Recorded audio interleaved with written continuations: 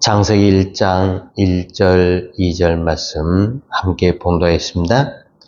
태초에 하나님이 천지를 창조하시니라. 땅이 혼돈하고 공허하며 흑암이 깊음 위에 있고 하나님의 영은 수면 위에 운행하시니라. 아멘. 지난주에 우리는 하나님 앞에 서 있는 나에 대해서 알아보았습니다. 하나님과 마주하지 않는 상태에서는 어떠한 관계도 일어나지 않는다라고 말씀드렸습니다. 하나님이 말씀이다라고 하는 말은 어떤 지식을 말하는 것이 아닙니다. 이 말은 인간의 삶을 열어주는 근본적인 힘, 다시 말해서 생명을 일으키는 본질이라고 이야기할 수 있습니다. 하나님이 말씀이라는 것은 그 말씀이 곧 창조하는 힘이라는 뜻입니다. 창세기 1장은 하나님이 말씀으로 세상에 질서를 세우시는 모습을 보여주고 있습니다. 하나님은 빛을 만드시고 하늘과 바다를 나누시고 땅이 드러나게 하시고 그 위에 식물과 동물들을 창조하셨습니다.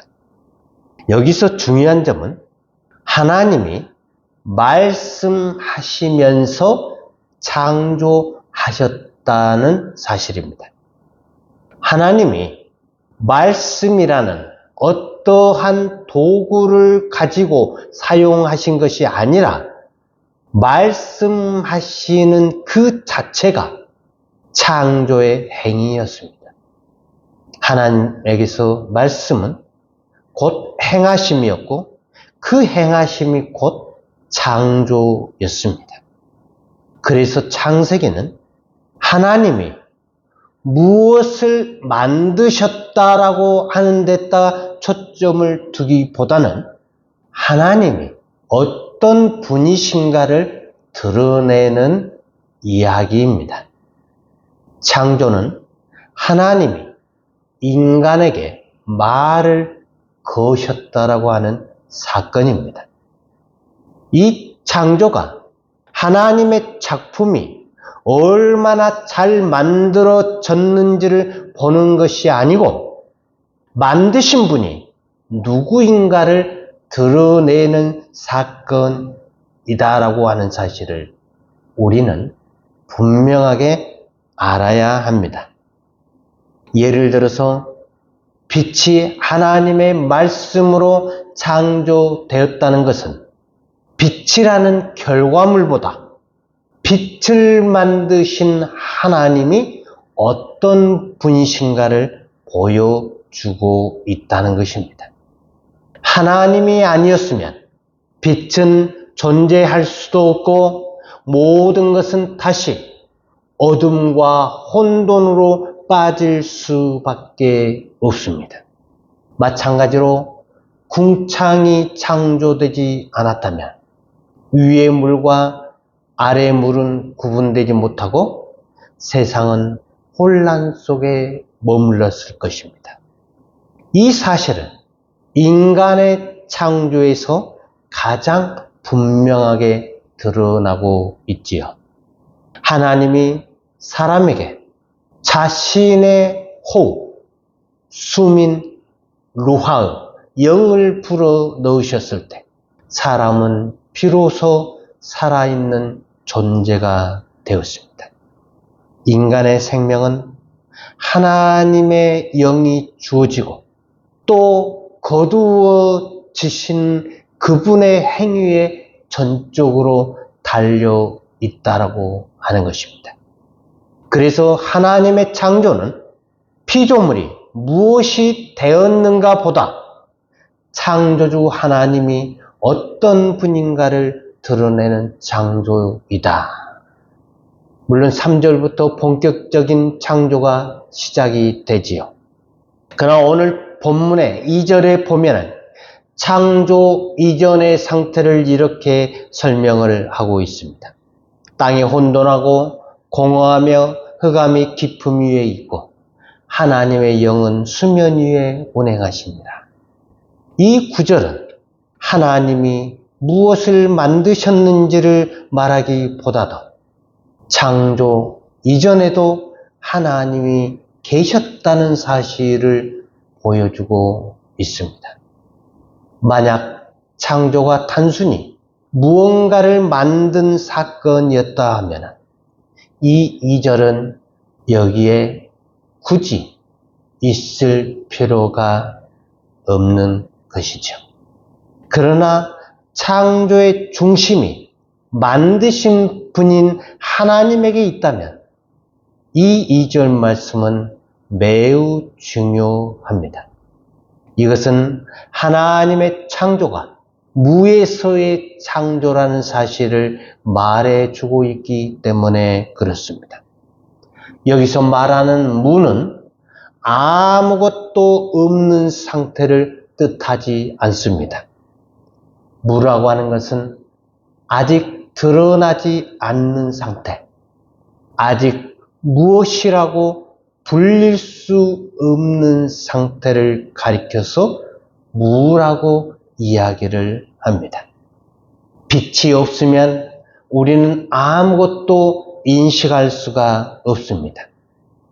무라고 하는 것은 인간의 인식으로는 이름 붙일 수 없는 상태를 이야기합니다. 그래서 무를 개념으로 붙잡을 수 없는 것이죠. 만약에 개념이 붙는 순간 그것은 더 이상 무가 아닌 것이 되는 겁니다. 그래서 우리는 무와 대비되는 것을 존재라고 표현을 합니다. 하나님은 이 무라고 불리는 상태에서 말씀하시면서 창조하셨습니다.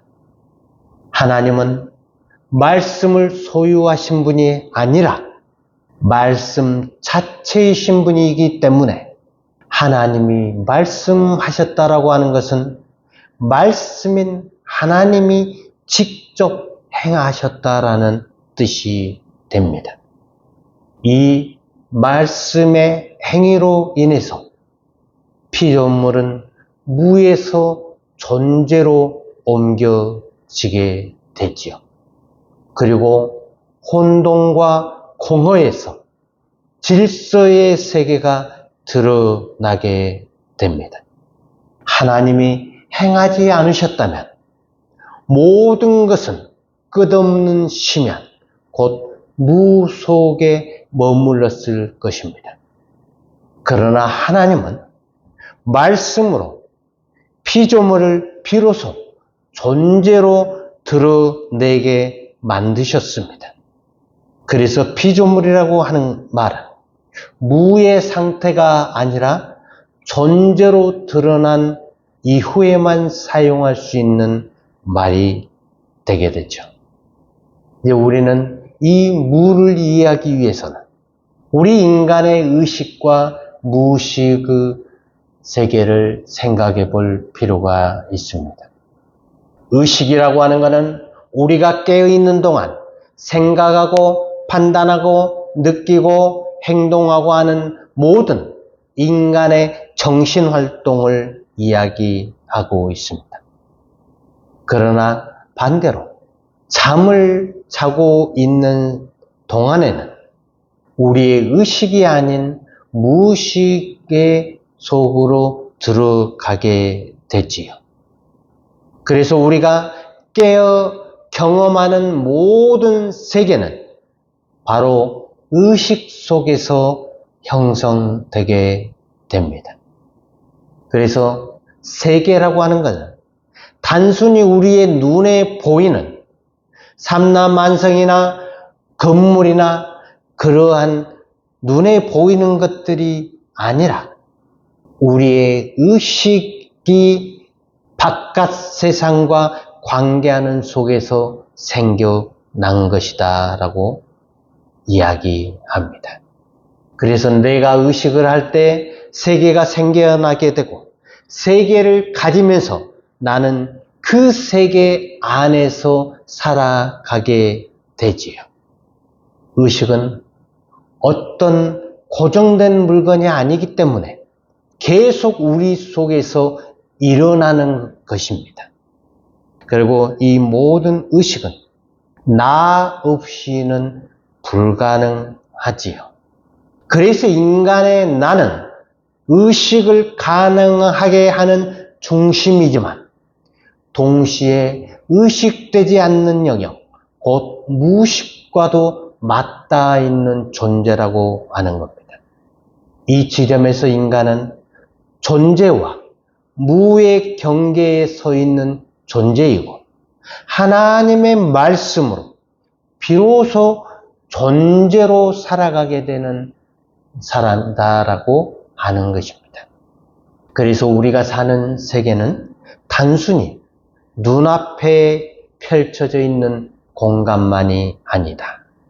세계는 나와 너 사이에서 말이 오갈 때 생겨납니다. 말이 오가지 않으면 세계는 무너지게 되고 관계는 끊어지고 그러다 보면 세계는 사라지게 되는 것이죠. 우리 그리스도인들의 가장 큰 위기는 하나님을 우리의 생각의 대상으로 바꾼다라고 하는 것입니다. 그래서 많은 사람들이 하나님을 설명하려고 하고 개념으로 붙잡으려고 하고 교리로 정리하려고 할 때 그 순간 하나님은 말씀하시는 너가 아니라 내가 다룰 수 있는 그것이 되어 버리게 됩니다. 그래서 인간은 더 많이 알수록 더 열심히 생각할수록 오히려 하나님과 멀어지고 있다는 사실을 우리는 알아야 합니다. 그러므로 신앙이라고 하는 것은 무언가를 내가 믿는 생각이 아닙니다. 신앙이란 하나님이 나에게 말을 걸어오실 때 그 말씀을 듣고 대답하는 것이 되는 거죠. 그래서 하나님은 말하시는 인격이시고 우리 인간은 듣는 인격이 되어 있을 때 이 관계가 살아 있을 때 말씀은 우리에게 생명이 되게 됩니다. 그 하나님의 천지창조는 바로 하나님 자신을 우리에게 드러내신 사건이었다. 우리는 눈에 보이는 결과에 집착을 하고 있지만 하나님은 우리와의 관계를 훨씬 더 중요하게 대하고 계신다라고 하는 것입니다. 그러므로 우리는 이 살아계신 하나님을 순간순간 만나야 합니다. 하나님의 창조가 단순한 창조가 아니야. 우리에게 말을 거시는 행위라는 사실을 우리가 기억하면서 그 말씀을 우리가 반응할 때 우리 속에서 창조의 역사는 계속해서 이루어진다라고 하는 사실을 기억하는 저와 여러분이 되기를 주님의 이름으로 축원합니다.